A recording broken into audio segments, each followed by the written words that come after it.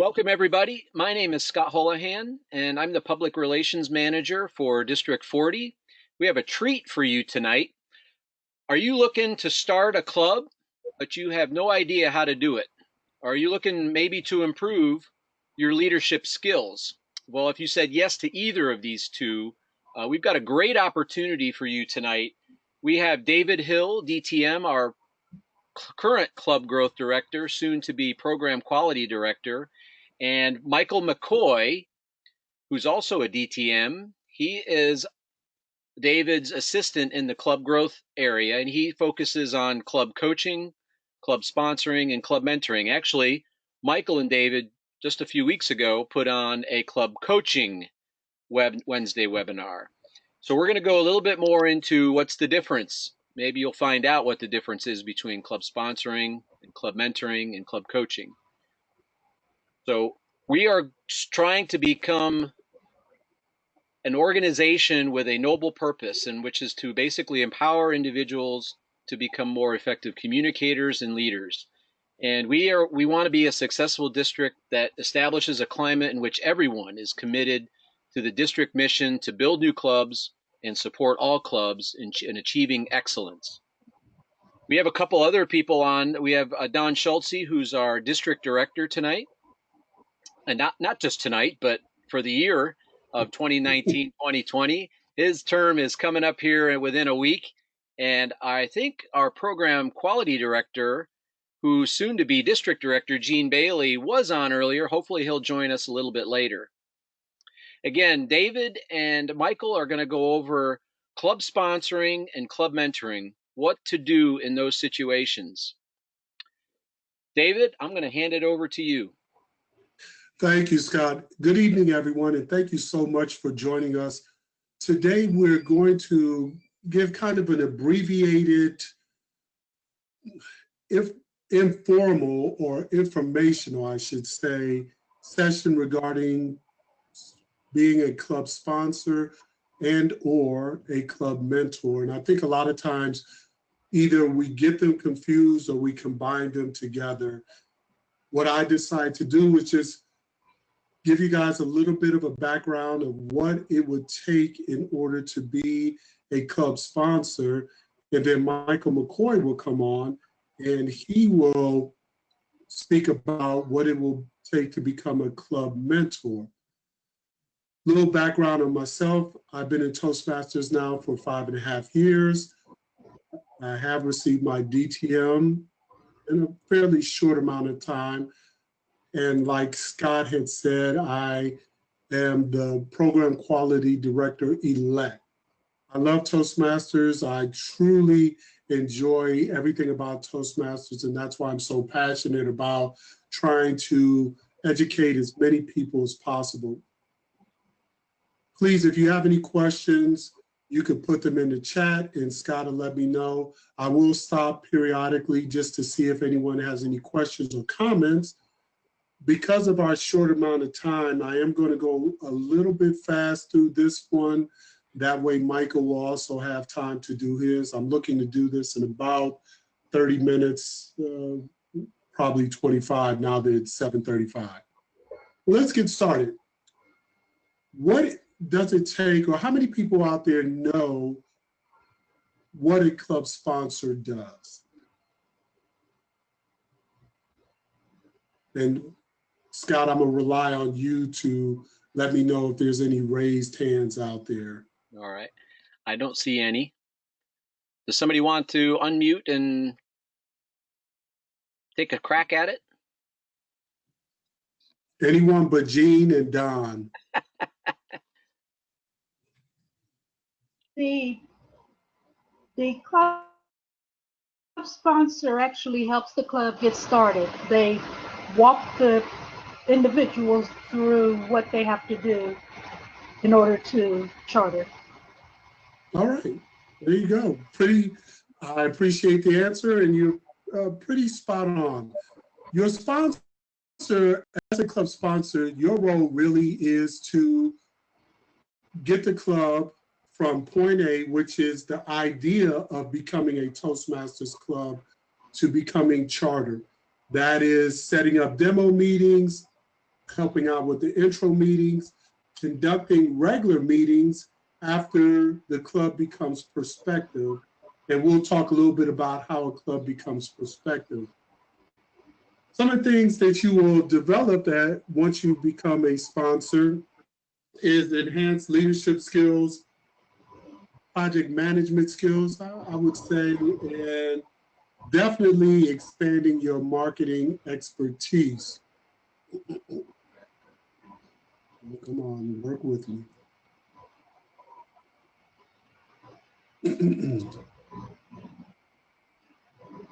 We're going to talk a little bit about the sponsor's duties, how to establish a corporate club, and then how to launch a community club. And I know that Toastmasters International was looking to change the verbiage on the corporate club to become more of a corporate education program. We'll talk about that just briefly. And I think the idea was mainly to get away from that club mentality for a lot of corporations and make it more on the educational side.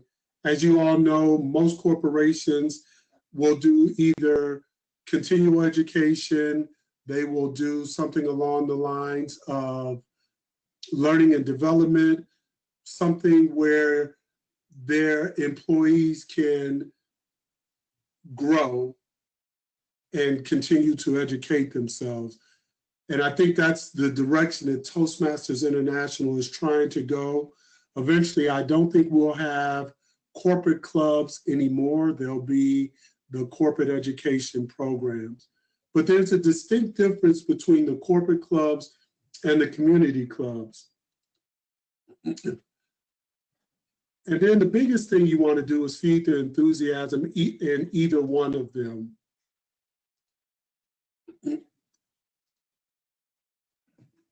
Now, organizing a club, I will say sometimes what will happen is your club growth director, such as myself, will get a lead, will reach out to the division director to pass that lead on and see who's interested in helping getting this club started. But there's also a different way. Maybe you already belong to the division director. It could go in reverse. You reach out to the division director, and then the division director will reach out to the club growth director or the team, and then we'll get it started that way. But there's also a third way where a corporation will just reach out and say, hey, we're looking to start a Toastmasters club. No one in the organization belongs to Toastmasters, but there's someone who's spearheading that, and they also could qualify as a sponsor. A lot of times we always want to make sure that we have someone who has knowledge of Toastmasters, how meetings are run, the structure and everything else to help along in that particular situation. Definitely want to set up regular meetings.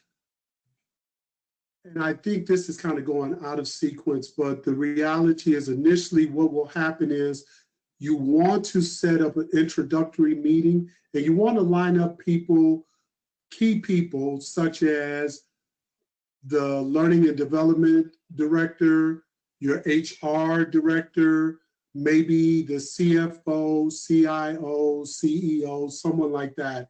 And if they buy into it, that's great. Now I'm talking more on that corporate club side than the community club side. With the community club, you're just looking to get 20 individuals who want to better themselves, whether it's within communication and or leadership. Maybe one or two people will take the lead, but ultimately you're just looking to get 20 enthusiastic individuals to really get that club up and running. After you have your intro meeting with the corporate side, then you want to set up demo meetings. And the demo meetings can be set up for both clubs, corporate and the community clubs. Complete the paperwork. And a lot of things about that paperwork can be a little bit confusing. The most important thing is getting Form 1 in. Form 1 is the intent to charter, or intent to organize, I'm sorry. And basically what that form says is that we would like to become a Toastmasters club. That organization would also have to submit a $125 non-refundable fee to Toastmasters in order for them to be identified as a prospective club, and they will also receive a club number.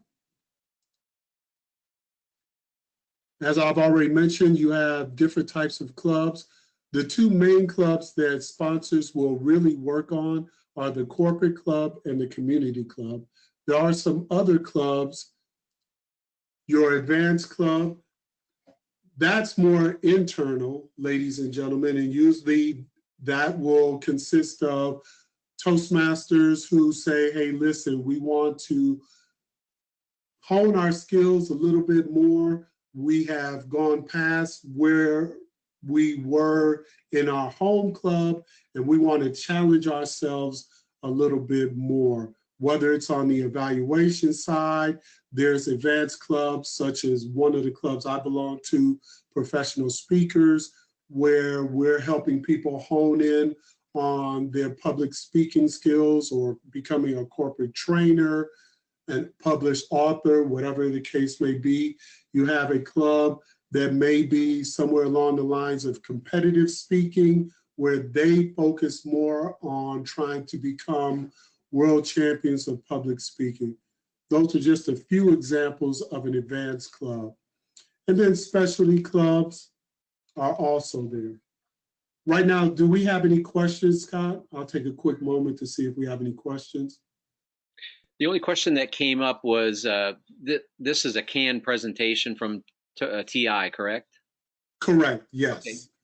Just as a reminder, to make this presentation and this session unique and exciting, have your questions ready, and we'll get to them. Every club's going to get a new club information kit once they pay that $125. It will go to the person or the corporation whose name is down there. It'll have things in there like, such as how to build a Toastmasters club, your forms, promotional brochures. Let me go back.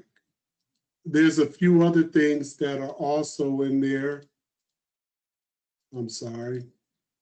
Come on, work with me. Along with those promotional brochures, there'll also be a gavel. There will be timer cards in there. There also will be the little love notes. I'm hoping that most of you are familiar with those. And those are where you can also vote for your best speaker, evaluator, table topics master, and then you can write little love notes on there. So it comes, the kit is very well furnished, and it gets that new club up and running immediately. What does it take to establish a corporate club and actually a community club? We like to have two sponsors. The reason we want two sponsors is that at minimum, one sponsor should attend every single meeting. Ideally, it will be better to have two sponsors. You also want to get a team together because in the beginning, you guys are the ones who will be running the meetings, which means you'll need Toastmasters, speakers, timers, evaluators, table topics. You're not relying on those prospective members to run the meetings. They can participate, such as with the table topics, and you might let them participate in being a timer and maybe explain what an all counter is, but usually we don't try to get them too involved right away. We slowly work our way into that. There's also two mentors, and that'll come when Michael comes along. The district director is involved. Most of the time, the district director is involved indirectly. He or she is just made aware of the prospective club via the club growth director or the club extension chair. Of course, as I mentioned, you have the club growth director and other Toastmasters and district leaders, usually your club extension chair and committee members, your division director and area directors. You definitely want to identify your target. Now, what does that mean? That's more on the marketing side, and that's really, in my opinion, more of what the club growth director and his or her team will do when you're looking for corporate clubs. You're looking for areas where you're trying to fill in gaps and things like that. But it's also good for you as a member to know this, because at the same time, ladies and gentlemen, like I said, you may work in a corporation and you never thought about starting a club. So this is a good little piece of information for all of you to have. You definitely want to look at the company, the size, the location, and the revenue. The size is extremely important. A rule of thumb that I like to put out is that any company that has about 500 employees or more is a great size. You will hear some people say 200, but the reality is you want about 500 because it takes 20 members to join a club and get that club up and running. If it's a corporate club, a lot of times it's going to be a closed club and you're relying on the other employees within the company to kind of fill that membership throughout the year when you're having your membership drives. So 500 is really a safe number to have. Location definitely is good, especially if you are in a populated area. But if you're in a rural area, we definitely need to try to strategically make sure that we can have other clubs around that company to support them. And then, of course, the revenue is important.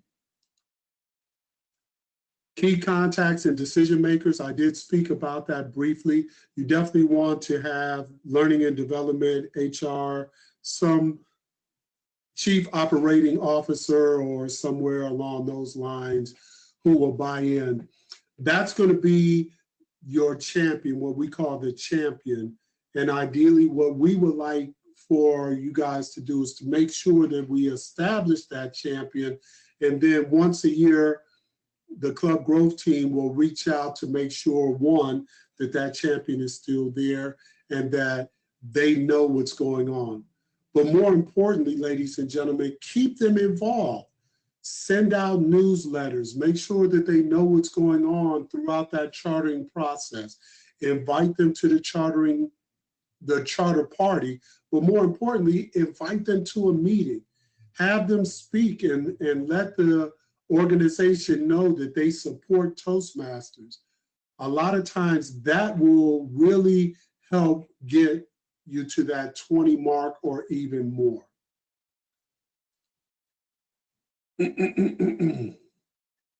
Strategies, key initiatives. Now, these are great kind of questions you want to ask when you're talking, and a lot of times it would usually be the club growth director or the club extension chair who will be talking to the leadership. But again, let's say you want to start that club. You want to find out how Toastmasters can help that organization. You know, focus on our mission. Talk about how, especially if you're already a Toastmaster, how Toastmasters has benefited you. Find out what direction the company is going in and see if Toastmasters can help that company go even further. So these are just a few little tidbits that everyone can use to help secure that person as a champion. Do we have any questions right now? Hey, David, this is Scott. Oh, there was a question that John asked from District 13. Do we have any customized materials for sponsor and mentor training? I mentioned that we may have some incentives, But as far as training, I didn't see anything on our D40 website, but I Right. wasn't sure if you had something. So I have been working with Kevin Voorhees where we are coming up with something a little more specific. The reason I'm doing this one at the end of the year is just to kind of get people motivated and get them ready for the upcoming new year. John, I will definitely, once we complete that more specific training, I'll make sure to get that to you. If you wouldn't mind giving Scott your email address, that way I'll know to send that out to you. But great question. Yeah, I've got their registrations, so I've got John and Cheryl's and everybody else's email addresses. Okay. Thank you very much for that, Dave. And if I just may qualify that question a little bit for Okay. you and for Scott. I am the incoming club growth director for District 13. Okay. And once we've identified our mentors, our sponsors and mentors, I was looking for some material that would train them on how to be better at that role that they're going to be playing. So periodically have training sessions for the mentors and sponsors, much like you would for the coaches. Mm-hmm, mm-hmm.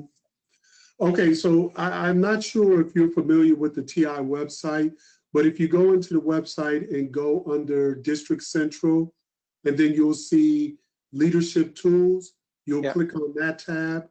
And then if you scroll down, you'll see where it has club sponsor, mentor, and coach. And there's actually a training. It's similar to this, what I'm doing right now. But as you always know, the training for that Toastmasters provides for us is a template. And you can, my suggestion for you, John, is that you would cater it or kind of direct it towards how your district actually operates. As we know, each district is different. Maybe your district has more community clubs than corporate clubs. I can tell you our district has more corporate clubs than community clubs. But that's why Kevin Voorhees and myself are working on something. I'll definitely send it to you, hopefully to help you out. And I'll also say that one of the things you may want to do is to go ahead and have a training maybe once a quarter. That way you'll have a list of people who are trained and know exactly what to do if they get into that situation of being a club sponsor or a club mentor. Right. Okay. Thanks, Dave. You're quite welcome. All right. Beat it.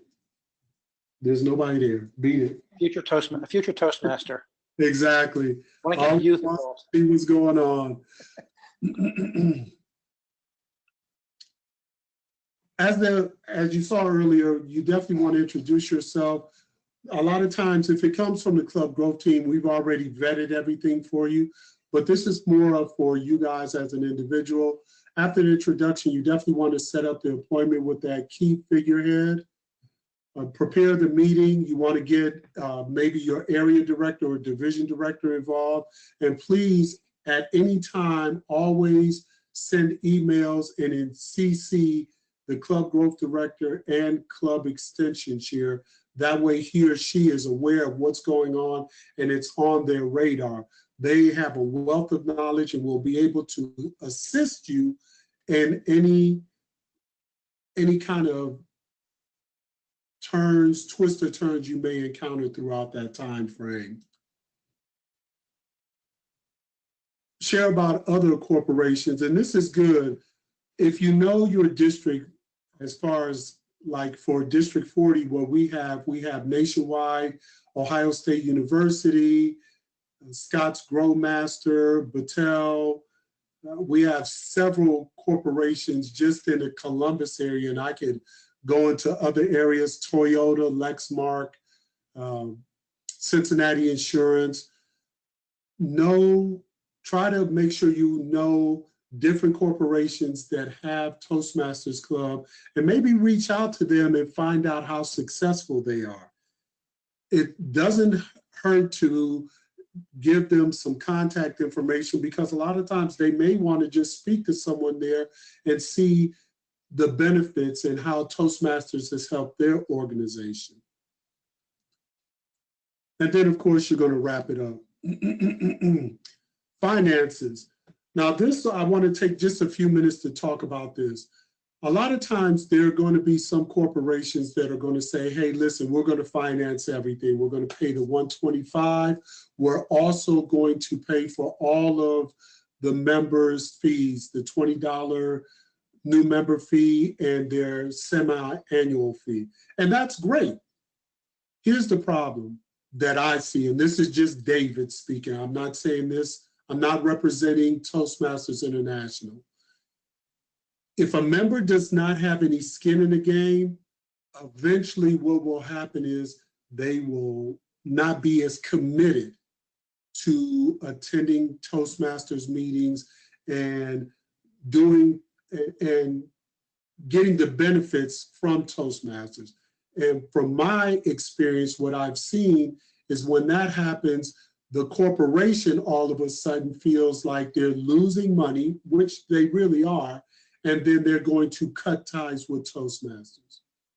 A suggestion that I would give everyone is if an organization says that, do not deter them from it, but just tell them something along the lines of, hey, that's a great idea. How about this? Why don't we make it more of on a reimbursement type scenario? The reimbursement would be that, of course, the corporation to pay the 125, that's through the corporation. The corporation can also pay the $20, but the annual or semi-annual membership, what would happen is the members would pay that first.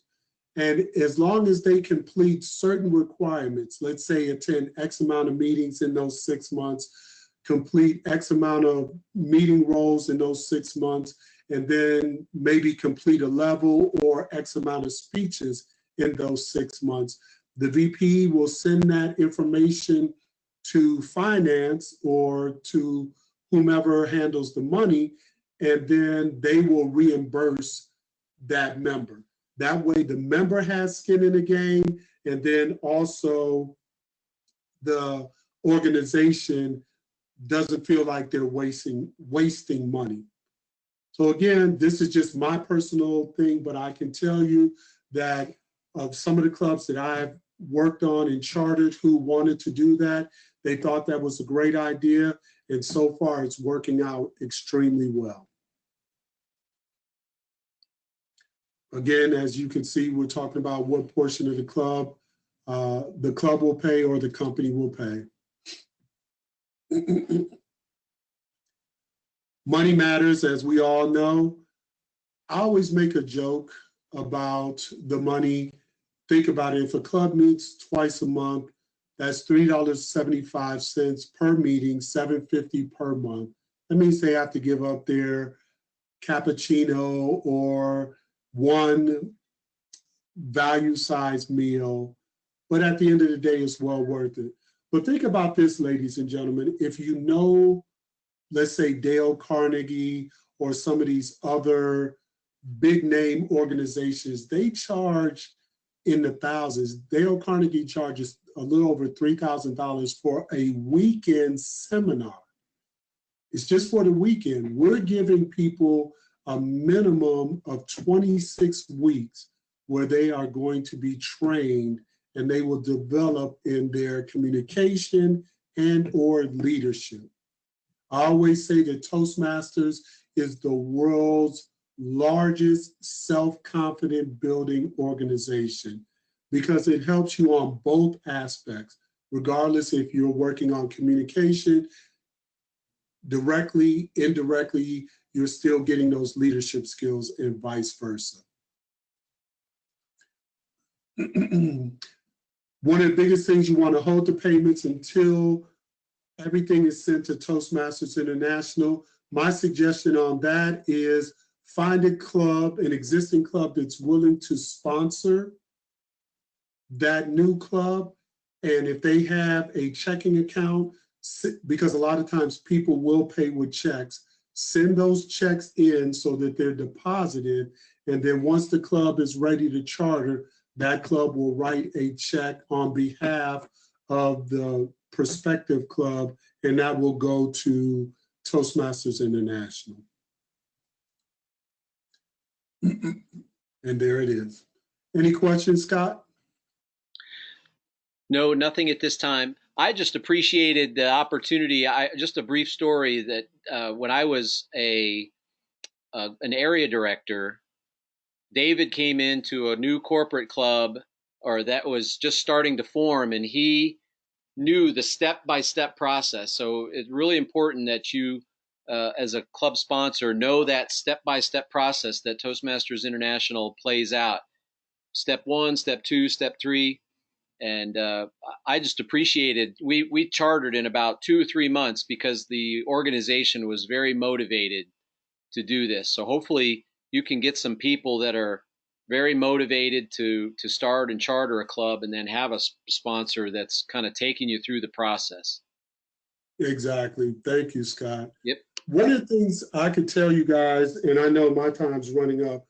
One of the things I can tell you guys is this: as a sponsor, you want to make sure you're versed in all the forms. There's 7 forms, Form 1 through 6B. Form 1, like I said, is the organization form, and that's basically just to get them started. Form 2 will go into how many members they're going to have.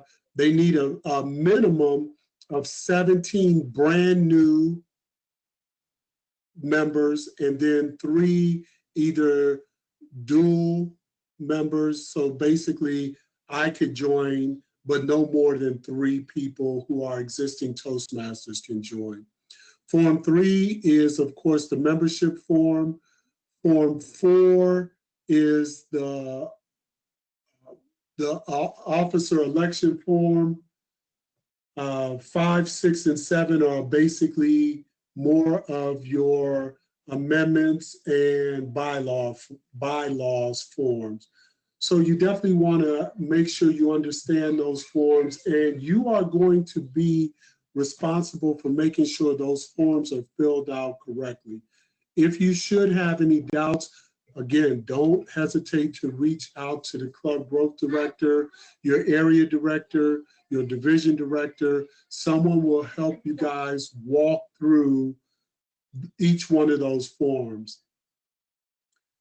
It's also important to make sure you know what's going on in your district during that time. I encouraged, once the club had elected officers, I encouraged the officers, we had a TLI coming up, so I encouraged them to attend. The club was not chartered, and 5 out of the 7 officers attended the TLI. That's fantastic. That gives them that buy-in, and it gets them motivated.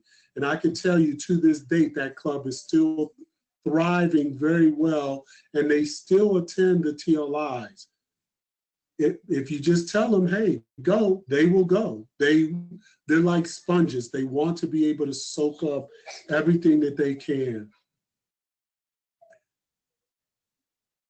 We'll talk briefly about the demo meeting. You want to keep the demo meeting within the time limits. Of course, you want to make it 1 hour long. You want to have an abbreviated meeting, basically 1 speaker, 1 evaluator, and then you want to have more table topics. One of my suggestions for table topics, as each prospective member comes in, have a 3x5 card, ask them to fill it out, and ask them to write down 1 thing specific that none of their co-workers knows about them. And then whoever the table topic master is, they will pick random cards and read them off. And people will get about 5 or 10 seconds to guess who it is. And then that person stands up and explains a little bit more about, or elaborates a little bit more about what they wrote on that card. You definitely want to have a team, like I told you guys earlier, and then always have someone who's different, a different Toastmaster at every time. And this is the biggest thing: invite high-level representatives on both sides, from the Toastmaster side and from the corporate club side. Make sure you have everyone sign in and get their information. That way you guys can continually reach out to them. And with that, I do apologize. I'm so sorry that I have to cut this short. I will tell you that I truly appreciate this.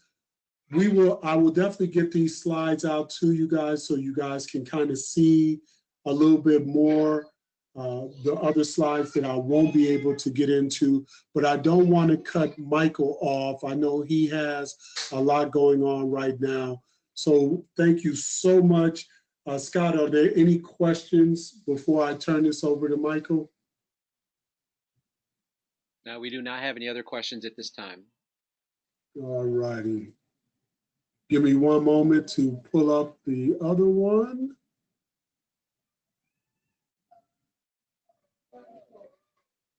Okay, Michael, are you there?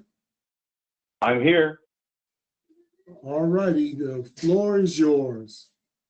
Thank you, David.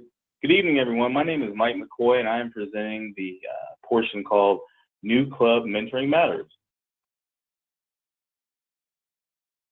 The topics that we will discuss this evening are sharing knowledge, official duties, quality club meetings, build and maintain membership, recognition, the education program, and the Distinguished Club program.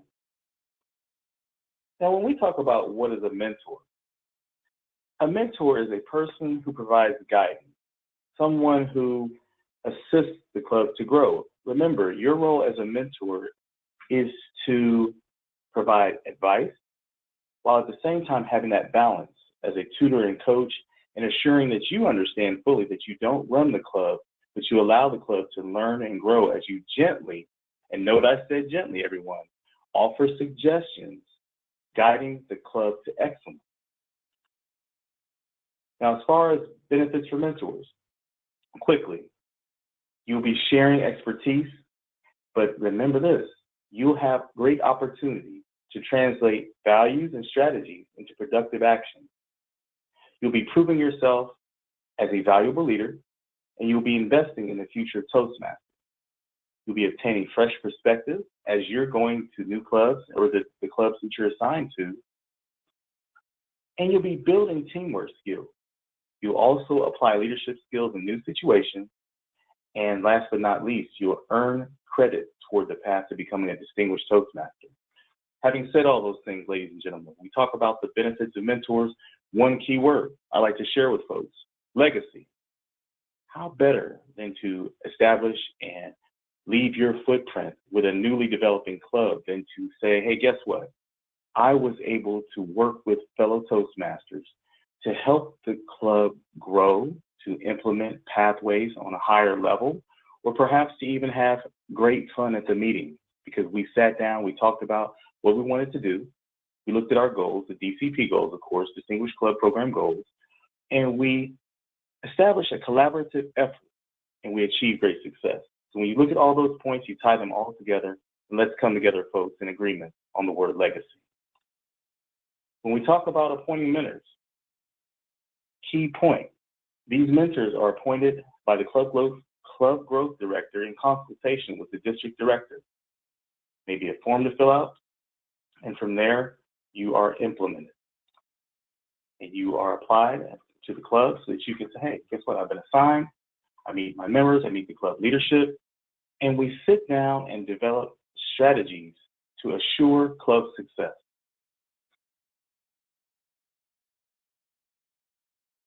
As a club mentor, you're working in concert with that club sponsor. And as you learned from David, a sponsor helps charter a new club, follows leads, develop new clubs, generates interest and enthusiasm for the idea of this new club, recruits members for the club, and submits all appropriate paperwork to ensure that the club is accurately chartered.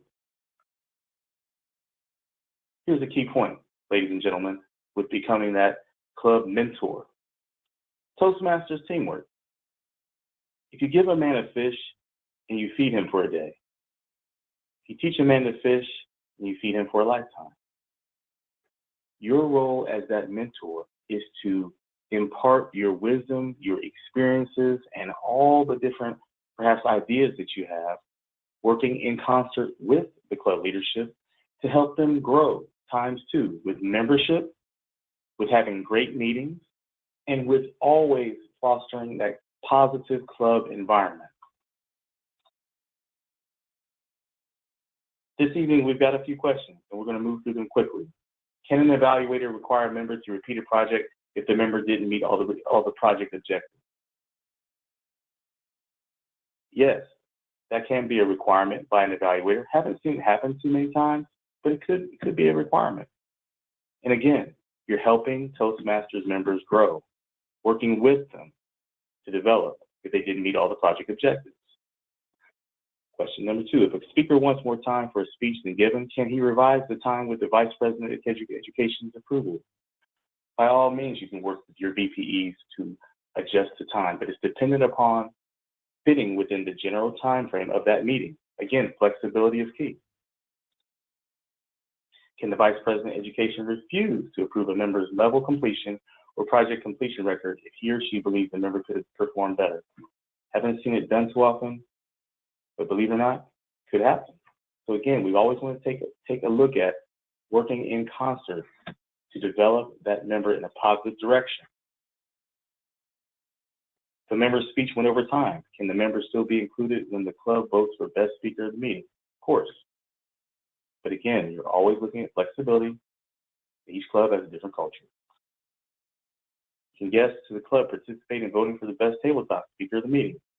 Again, we lean towards those paid members to have that voting opportunity. Club culture is certainly a factor to consider. Using the resources. By all means, assure that you talk up Distinguished Club Program progress. That's a focal point. Looking at the goals and continually working with your VPE to assure that you have knowledge of how that club is doing towards achieving their higher level goals. Of course, working with the Toastmasters International website to download forms and documents. Working with the secretary or administrative person to perform administrative tasks, and looking at the current and back issues of the leader letter for ideas, for potential talking points during meetings. Official duties as a mentor. Guess what? Your role is to ensure the club is strong and fully functional, making sure that that club is a productive and positive and friendly environment where Toastmasters can fully achieve their goals while supporting Toastmasters International goals. Your confirming officers understand their duties and have the tools they need to perform them. As that club mentor, constantly work with each officer. And again, as that positive role model, you're giving them nuggets of wisdom so that each officer can grow and develop in their own right. Here are things for the clubs to, if you will, have a choice in. Their invocation, pledge to the flag, perhaps a patriotic oath, best of meeting awards. As far as quality club meetings, key word, foot stomp, preparation, preparation, preparation. That's how we have successful club meetings. We plan them. We ensure that everyone has a role and that those roles, that people, the new members, understand the role so they can execute their role successfully. Club meeting program ideas and tools, guess what? Talk it up. Let's talk about strategy, structure, order, and engagement so that folks know what they're supposed to do and they can do it. Create a member service perspective. It's about the member. We know that. We know that the focus is on the members, but how are you, that mentor, establishing a club culture that highlights the member? That's going to be one of your roles. When we talk in terms of building that strong club and maintaining a strong club, we have to assure that that club has at least 20 members. And here's another key point. How are you as a club mentor fostering a membership building culture? Are you attentive to how many people are attending? Are you attentive to the different ideas that are being fostered? Any open houses that are occurring? Again, fostering a membership building culture and assuring that we're always bringing new folks into the team. Strive to gain new members at all times. Talk up your club and always talk about Toastmasters. And when we talk about building and maintaining membership, here are some key benefits of building membership. Number one, you'll have a stronger leadership base. You're to be paying attention and working in concert with those club officers, particularly that vice president of membership, to ensure that, hey, do we have 20 members? If we're starting to dwindle, what's happening here? What are we going to do about it? Original personalities and ideas. Let people be people. You're going to have all types of characters in the meeting, and sometimes it's those different characters and different, if you will, personalities that bring that fresh energy and fresh perspective to a Toastmasters meeting. Have interesting and fun club meetings. Some people like to do reverse meetings. Some people like to have debate. Some clubs like to say, hey, we're going to have a themed meeting. You hear about this all the time. But as a club mentor, what is your idea to help establish your legacy of success with that club that you're mentoring? Club membership contest. Why not take it to the next level? Let's see how many members we can have in a particular period and perhaps have a pizza party or some other recognition. Online membership building resources. Toastmasters International has many online resources that you can galvanize. Success 101. Look at the basics of what we do within Toastmasters International as a program and how we recruit our members and implement those ideas and strategies. Build and maintain membership. Annual individual member sponsors. Look at those programs. Look at ways that we can do it, such as the Smedley program. The Smedley Award program is where we add 5 new dual or reinstated members with a join date between 1 August and September 30th of that given year, and you would be eligible for the Smedley Award. Or Talk of Toastmasters. That's where, again, if you add 5 new dual or reinstated members with a join date between February 1st and March 31st, you might win the Talk of Toastmasters Award. And lastly, Beat the Clock. If you add 5 new dual or reinstated members between May 1st and June 30th, you could receive the Beat the Clock ribbon. And these are all great ways to pump up your club, to gain new members. And as we gain new members, we gain a whole new perspective with communication and leadership in our clubs across the district. And when we take a look at building and maintaining membership, another element is benefits of promotional strategies. When we have energized promotional strategies, you know what, mentors? We attract new members. The club operates more efficiently because with different people and different perspectives, we have a diverse and inclusive environment, and that helps our clubs grow a stronger and more broad-based perspective within our clubs. Current members are informed and interested because, again, they have something to latch on to, and they might say, hey, that's a new project. Maybe I can get involved with that. As far as recruiting people. With regards to member retention, ladies and gentlemen, it's important that we keep our members by looking at ways that we can get people involved. If we have great retention, it provides continuity, and yet again, as we talked about earlier, it could assure a strong leadership base. And guess what? Club success is based upon everyone having a hand in the success. Last but not least, we take a look at the current education program or our legacy program. We reference it, but more so we're moving towards the legacy. We're moving towards the Pathways program, which assures that there are many, many, many opportunities for everyone to find something for them as far as developing their communication and leadership skill set.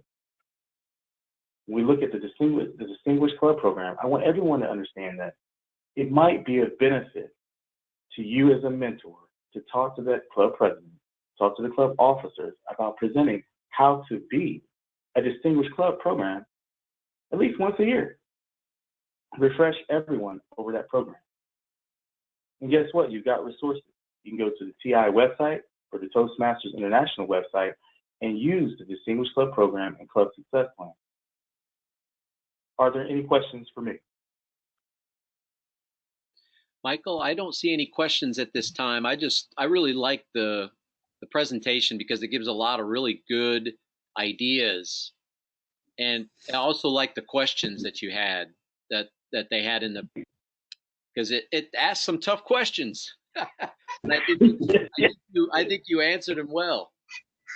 Thank you. Does anybody have any questions they'd like to voice? There's a few things I just want to mention really quickly as far as the club mentor. Again, you usually have 2 mentors, as you saw that. One of the biggest things is you may want to elicit help from some of your fellow Toastmasters to work on those more challenging roles, such as the Toastmaster, the evaluator, the general evaluator. The new members, I would say you want to ease them in. Allow them to do table topics, allow them to be the timer, allow them to be the all-counter grammarian. Keep in mind, ladies and gentlemen, that they are just coming in. They're still trying to figure out how Toastmasters operates. They also are looking to do their speeches, and how can they evaluate someone if they have not seen how to do it?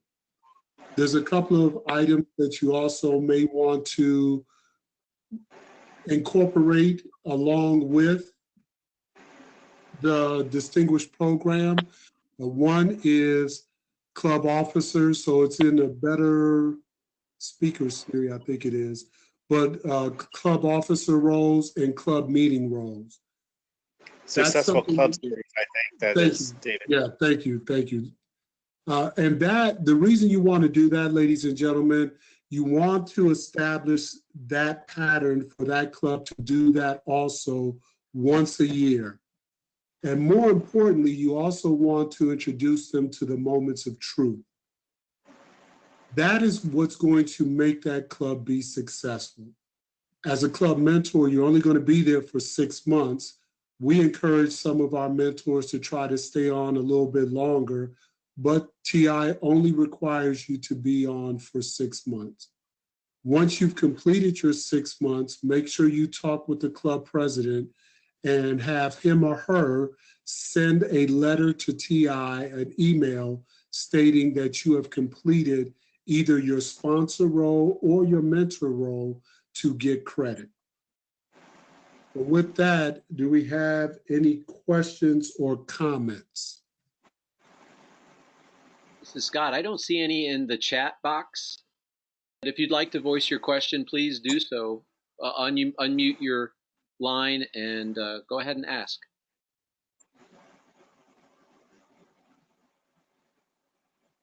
Hey, this is Don. So I would just ask if Mike or David could talk about encouraging new clubs to participate in club contests. Can you talk about that at all? Sure. When I was sponsoring a couple of clubs this year, what I did was I kept them informed on everything that was going on. The speech contest at the club level, I encouraged them to attend the area contest if they didn't have anyone. Of course, they wouldn't have anyone who qualified for it, but I also encouraged them to attend the division contest. As a mentor, you want to keep them informed of everything that is going on in the district. I can't stress that enough. Make sure if it's that time of the year for the TLIs, that they're attending the TLIs or the COTs. Speech contest. Encourage them to attend the area and division contest, but more importantly, encourage them to attend the district or the spring conferences. This is a great time for people to get out there and network. So I as a mentor, you're an encourager. You're talking about the things that are happening within the district, but then you're also sharing your stories too. So please, ladies and gentlemen, if you're interested in either one of these roles, I can tell you they're very rewarding, especially when you see that club after a year become distinguished, select distinguished, or president's distinguished. You know that you helped in just formulating them and planting that seed so that they could just take it and go and run with it. Michael, do you have anything? No, thank you. I really appreciate that. Thank you.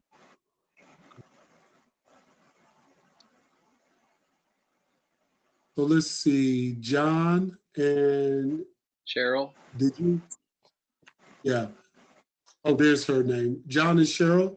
Any questions, especially for you, John? One, congratulations for being elected Club Growth Director.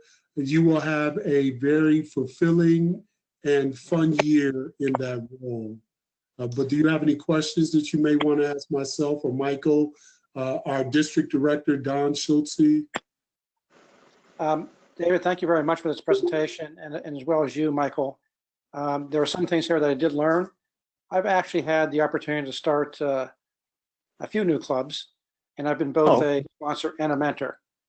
So I'm pretty familiar with the material that you've presented here tonight, but it was a good refresher. And as I'd mentioned, I did pick up a few things here that I had forgot about. So I appreciate your time, and I appreciate the material you presented tonight. Good luck. Yeah, thank you so much. Good luck on your upcoming year. Feel free to reach out to us. I think it's great, especially now because we are doing things virtually. Maybe we could collaborate together and have a couple of the districts present something, you know, maybe all the club growth directors or the program quality directors could collaborate and have a couple of districts and have a nice event. That'd be good. And I think that we're going to be seeing each other a lot more through Karen as we move into the next year. Yeah. So it sounds like Karen Isaacs referred you. She did. Oh, Yeah. great. Yeah, this is Cheryl. I would second that as well. I'll be working with John. John, I keep forgetting, what's my title? What am I doing for you? It's Cheryl's going to be looking over the mentors and sponsors. Okay, great. Very good for her. Great. Yeah. So this was very helpful to me. I sponsored one club a few years ago, but it was actually a club that was, because of a corporate issue, they had to split off from the corporate club that I was a part of. So it actually wasn't starting from scratch. I mean, it was all the paperwork, but it wasn't just brand new people. So I'm happy to do the role for John's year, but I need to learn myself up on what all goes into it. So this was really helpful, and I definitely second where you said that the districts could work together on some training for the sponsors and mentors. That sounds great.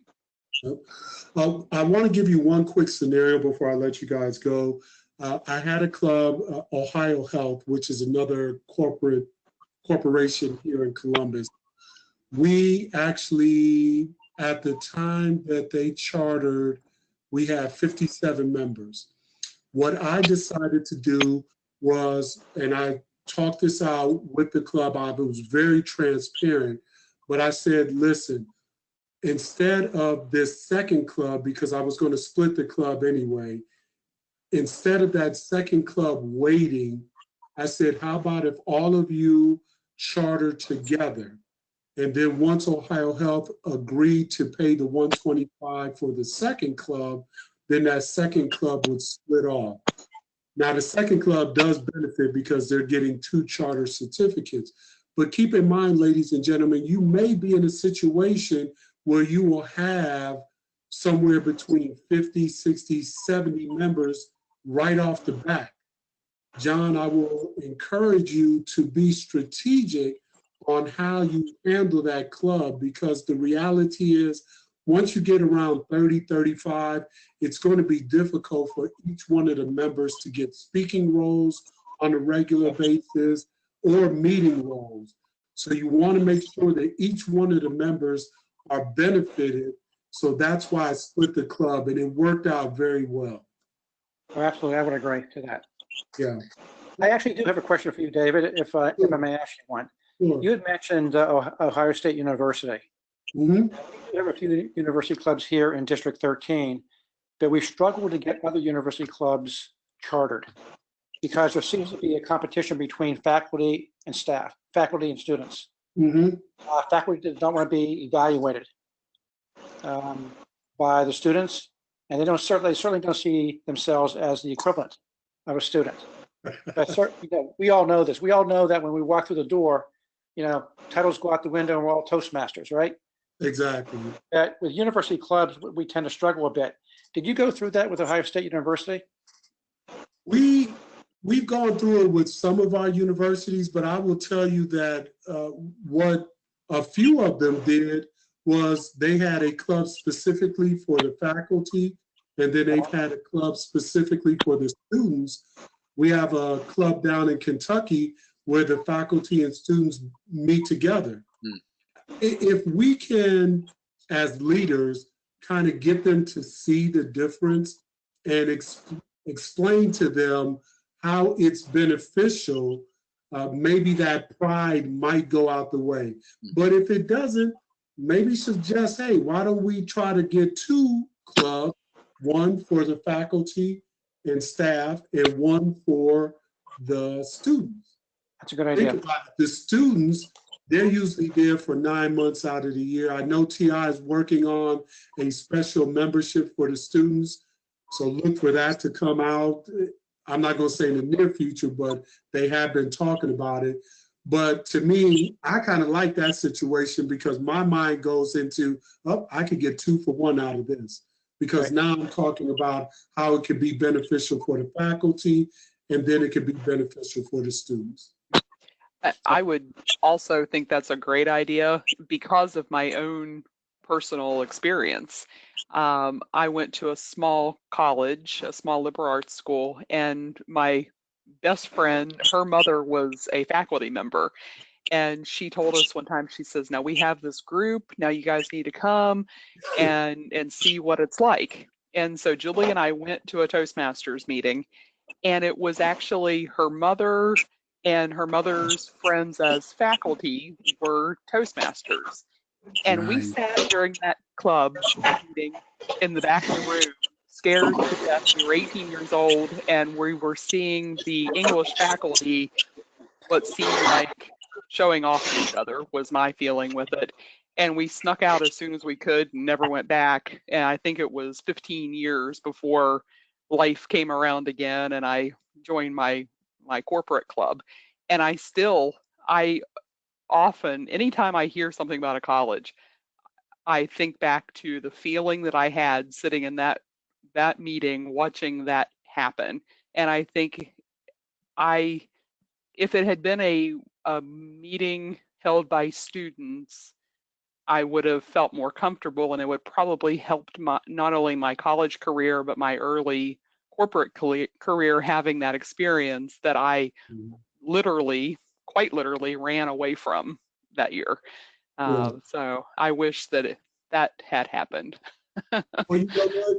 You can share your story. I tell everybody, share your story. That's a great story for you to share. You can work with your club extension chair if you guys get to that situation where you have a college that you may be working with, and share that story like, hey, listen, this is how it was for me. People gravitate to stories, ladies and gentlemen. I promise you, you can never go wrong sharing your stories because it makes you, 1, seem human, and then 2, much more relatable. But I know we're a little bit over time. Again, thank you so much for coming out. I appreciate everything. Once again, please give a round of applause to my co-host, Michael McCoy, to our facilitator, operator, webmaster, personnel extraordinaire, Scott Holohan. I truly appreciate you. To our outgoing district director, Don Schultze, thank you so much for your tutelage and guidance. We also have our very first district director who is on our call, Brenda Gaines. She was the first district director when everything transferred from governors to directors. So welcome, Brenda. So glad to see you. But thank you all for coming out. I hope this helped. Brenda's on, so are you going to share a few quick words? Hey, Brenda. She was our first. Hi, thank you. Yep. I met Brenda. I'll tell you a quick 30-second story. I met Brenda. I went to my very first TLI. It was in Wilmington, Ohio. It was at a high school, and it was freezing in that high school. But Brenda took it like a champ and gave us some great words of encouragement. And I'll tell you, it was so fun getting to know her throughout her years. So, hey, great to see you again. Hey. Good to see you all too. Thank you. You're quite welcome. Well, with that, everyone, please enjoy the rest of your day. Enjoy the rest of your Toastmaster year. And then for all of those who are in officer roles, whether at the club level or the district level, congratulations. Have a fantastic, wonderful year. And I look forward to meeting with you guys and serving with you guys in this upcoming Toastmaster year. Thank you, David. Wonderful evening, Thank you, everyone. everybody, for joining. Have a great night. Have a great evening. Have a great All evening. right. Thanks, David. Have a Thanks, good Mike. evening. Take care. Bye. Thank you. Thank you. Thank Thank you. you. Good job.